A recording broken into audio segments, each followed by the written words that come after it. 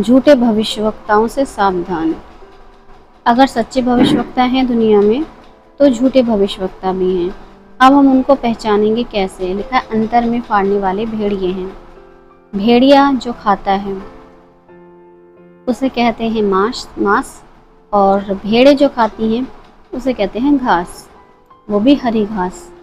अगर आप भेड़ हो तो भेड़िए को पहचानोगे, क्योंकि आप भेड़िए का खाया हुआ खाना यानी मांस नहीं खाओगे। और अगर आप भेड़िए हो और खुद को भेड़ दिखाते हो, आपका खाना बता देगा कि आप क्या खाते हो। जैसे बाइबल में लिखा हुआ है, जैसे जुबान से हम जिस जुबान से जब खाना खाते हैं तो उससे नमक का मिर्ची का टेस्ट पता करते हैं, वैसे ही कानों से भी वचन चखे जाते हैं। तो जब कोई झूठा भविष्यवक्ता आपके सामने आता है और आप उसे नहीं पहचान पा रहे हो, तो इसमें गलती आपकी ये है कि आप उसको पहचानना ही नहीं चाह रहे हो। पहला, उस व्यक्ति का कैरेक्टर कैसा है, वो किस तरीके का व्यक्ति है, वो बातें, और दूसरा उसके मुंह से कौन सी बातें निकल रही हैं। ये दो चीज़ें आपको उस व्यक्ति को समझने में आपकी सहायक होंगी। जब हम संसार में हैं और कोई भी मनुष्य हमसे किसी भी प्रकार की टेढ़ी बातें बोलता है तो हम कानों से ही तो उन बातों को सुनते हैं, और सुन करके हम समझते हैं कि वो हमसे किस वे में बात कर रहा है। वो हमसे अच्छी बातें कर रहा है या बुरी बातें कर रहा है, वो किस मंशा से बातें कर रहा है। अगर कोई पुरुष स्त्री से किस मंशा से बातें करता है, क्या वो समझ नहीं पाती है कि इसकी मंशा क्या है मुझसे बात करने की।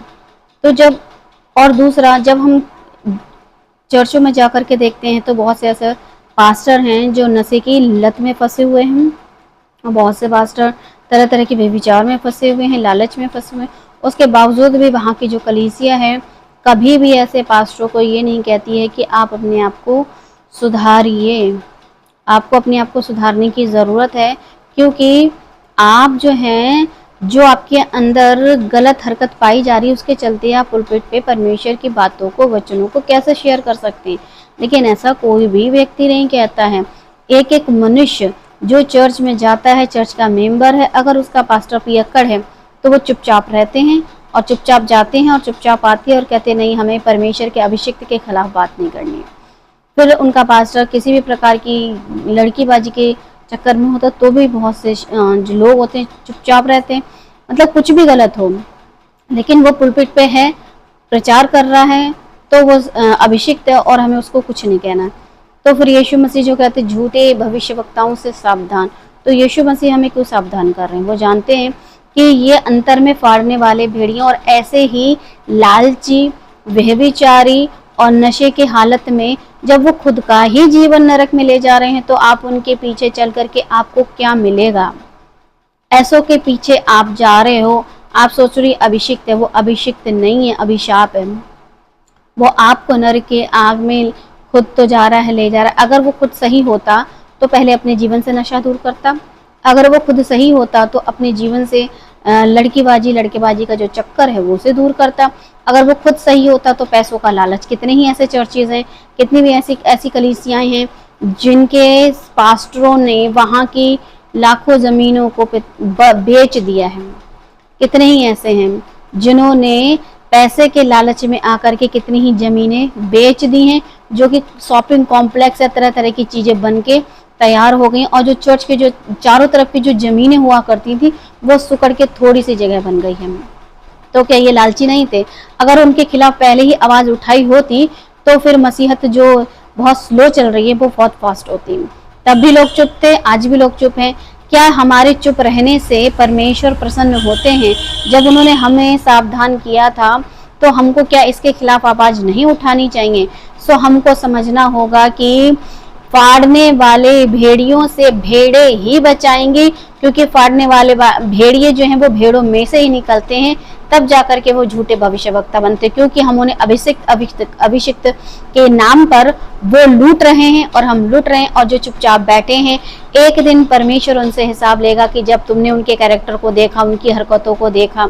जब आप देखते हो कि कोई व्यभिचारी है और वो पुलपिट पे खड़ा है तो फिर वो पुलपिट की बेइज्जती कर रहा है, क्योंकि अगर वो अपने जीवन से गलत हरकतें रखता है तो परमेश्वर के खिलाफ जा रहा है। जो परमेश्वर के खिलाफ जाता है, क्या आप ऐसों की इज्जत कर सकते हैं?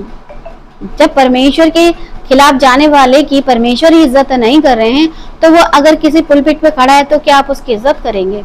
जो परमेश्वर के वचन को नहीं समझ रहा है, जो अपने जीवन में पवित्रता का जीवन नहीं जी रहा है, नशे का जीवन है, लालच का जीवन है। कितने ही ऐसे हैं जो लालच के चक्कर में, पैसों के चक्कर में जाने क्या क्या कर जाते हैं। कितने ही जो चर्च जाते हैं और मसीह में वो बेहतर जानते हैं कि चर्च के अंदर की हाल और हालत कैसे है, लेकिन इसके पीछे का कारण एक अकेला पादरी नहीं, उसके पीछे चल रही लाखों की जनता है, हजारों की जनता है जो चुपचाप उसके कर्म कांडों में मुंह बंद करती है। जबकि यीशु मसीह कभी भी शास्त्रियों, फरीसियों, याजकों, महायाजकों के साथ नहीं थे, उनके खिलाफ थे, क्योंकि उनकी गलत हरकतों को यीशु ने बर्दाश्त नहीं किया।